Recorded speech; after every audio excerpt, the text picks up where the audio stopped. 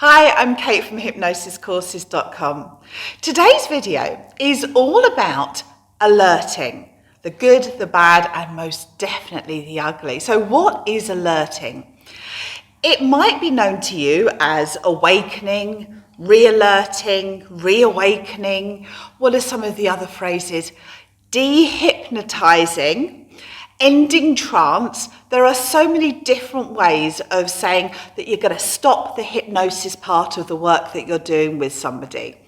And in any hypnosis situation, it's good practice to re-alert somebody or to wake them up. Now, I know we're using the term awakening, and actually we know that hypnosis isn't sleep.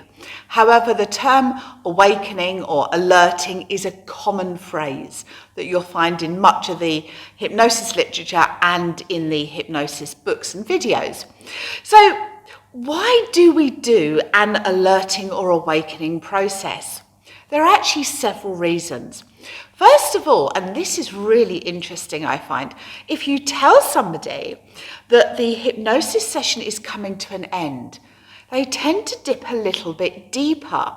This gives you an opportunity to give them some fantastic positive suggestions and let them really get the benefit of that whilst deeply in hypnosis.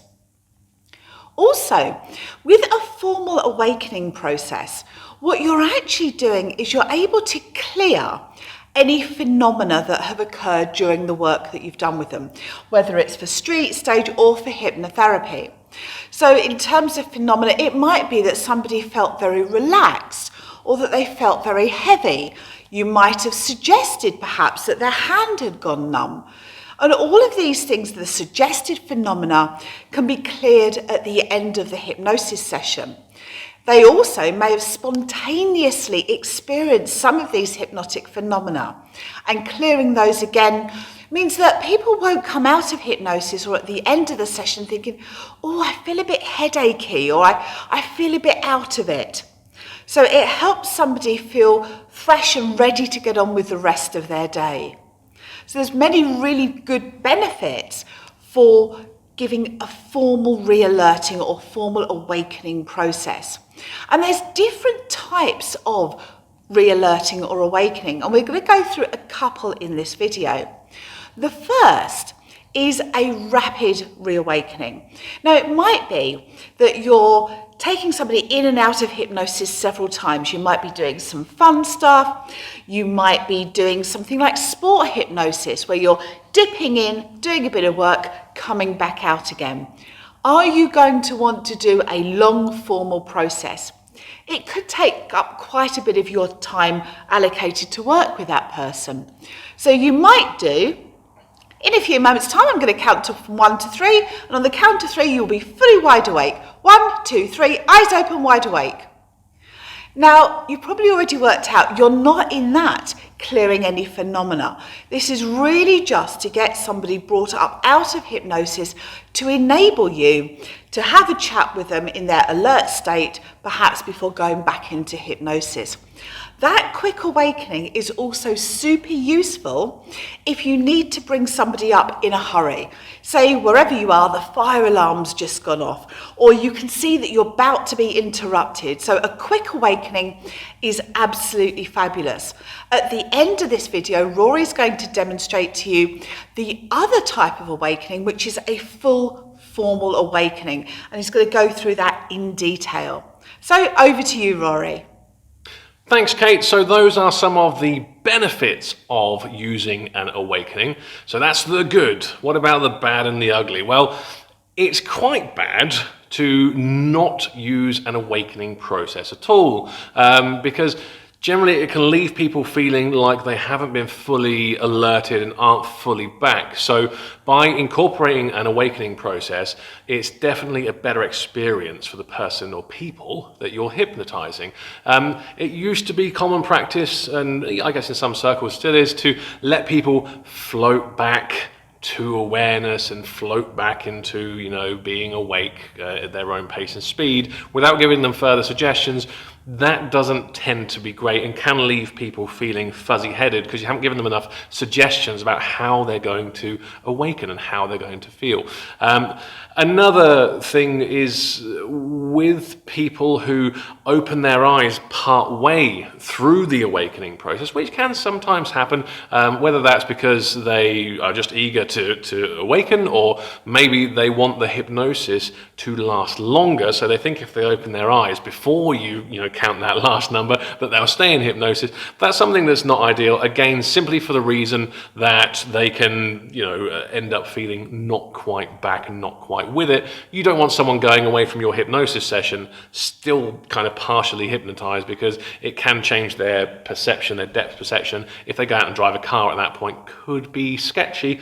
Don't want to do that. If they don't wake up after you've done your awakening process, it could potentially be that they've actually transitioned from hypnosis into sleep. And you can do that. You can naturally transition from hypnosis into sleep. That is entirely possible. However, with your awakening process, when you're working with somebody, that's not necessarily ideal unless they're already there in bed and it's time to go to sleep, which is unlikely in the hypnotherapy room or on stage. So it's at that point, it's not ideal. However, you can remedy it generally by delivering your awakening in a much more dynamic and louder way, so that it does cut through. And even if they are actually asleep, which as we know is different to hypnosis, they should hear that and actually awaken at the end of that process. Then those are some of the kind of bad areas of awakening where people aren't necessarily awakened properly, or it doesn't go to plan. The ugly is some of the things that people used to do during the awakening process, such as, and I can't believe it, but blowing on somebody's eyelids in order to get them to wake up. I mean, that's just weird in general. Forget the fact that the hypnotist may have just had a nice cup of coffee or something. Imagine having coffee breath blown in your face. That's pretty gross. So always avoid doing that. And there's something that as a stage hypnotist, myself as a street hypnotist, that I see people doing wrong quite frequently. When I wake people up kind of quickly and dynamically at the end of a performance, I will clap my hands, say 1, 2, 3, eyes open, wide awake, feeling really good. However, if you do that, you need to do it far away from the subject that you're working with. I've seen people do it right by their ears, and you can literally almost deafen somebody by doing that. And rather than it being a nice kind of percussive, ooh, let's wake up, it's more of an actual shock and can leave people feeling uncomfortable or potentially scared. So that's another thing that you should definitely avoid when you're doing your awakening. However, let's do an example of a full awakening process in action so you can see how it works from start to finish. So my awakening process would begin like this. In a few moments' time, I'm going to awaken you. I'm going to bring you all the way back to full awareness. I'm going to count from 1 up to 5. And on the count of 5, and only the count of 5, you'll open your eyes and stretch with all normal, healthy sensations restored to every part of you, and every part of you back here with me in the present, with a wonderful sense of well-being all over. Nod your head that you understand. Okay, ready. So 1, beginning to reorient yourself to the room, the space around you. 2, notice your feet on the floor. 3, take a nice, full, refreshing, deep breath of air. 4, beginning to move and stretch. And 5, eyes open, wide awake, feeling really good. So as you probably noticed during that, I brought my energy up throughout that count up process. I gave the suggestions that to bring them back with all normal healthy sensations. So that brings them back feeling good and not feeling fuzzy-headed. All parts of them back here with me in the present, so that if they'd gone off somewhere in their mind, or if you did some kind of parts work during your hypnotherapy process, you're making sure that they are fully back. And then re-alerting with a wonderful sense of well-being all over. You're telling them that they're going to feel good when they wake up. So those 3 things are super important to add in.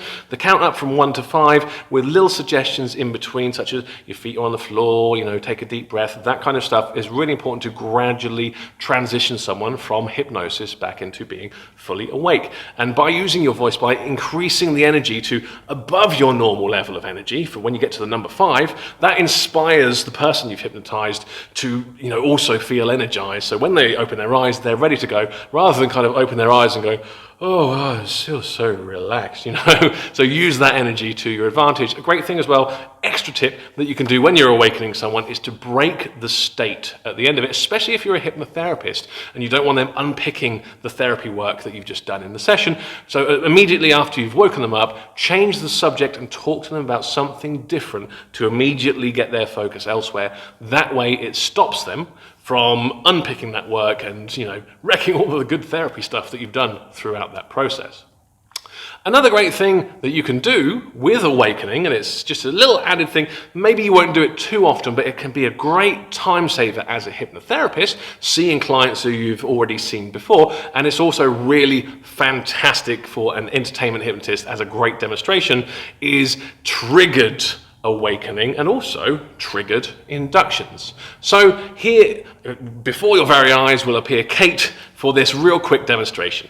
So here's Kate, and so we've already pre-set up a quick trigger to go into hypnosis and also a quick trigger to come out of hypnosis. So you may have seen the trigger to go into hypnosis before. It's called the sleep click, which really just works like sleep, relax all the way down, standing, balanced on your own 2 feet. She wasn't expecting that at that exact moment. I like to add a little bit of shock in there, if at all possible. You can go on relaxing and drifting, standing, balance. That's right. So really good. So in a moment, ordinarily to wake someone up, you might use, as Kate demonstrated, the really quick count up to 3. You might use the full awakening process to 5, or you can install a trigger word, which we've done previously, like I said. So as soon as I say the word lighthouse, you immediately, it's so crazy that she just comes straight back because we've linked the awakening process to that trigger word. So as soon as she hears that word, lighthouse kind of just wakes her up immediately, just the same as sleep goes even deeper, just relaxes her immediately into hypnosis, and lighthouse wakes her immediately back up. It feels quite odd, doesn't it? That's great. So again, that's something that you can set up with your therapy clients. If you have a client who's coming back and you want to optimize the work times to do the actual therapy, getting someone instantly into hypnosis and out of hypnosis can save so much time. And obviously, as you've just seen, for demonstration purposes, as an entertainment hypnosis, it works fantastic. Hopefully you have enjoyed this video on how to wake people up. If you have any questions, feel free to comment below. We're always happy to help. Thanks for watching, and we'll see you again soon. Bye-bye.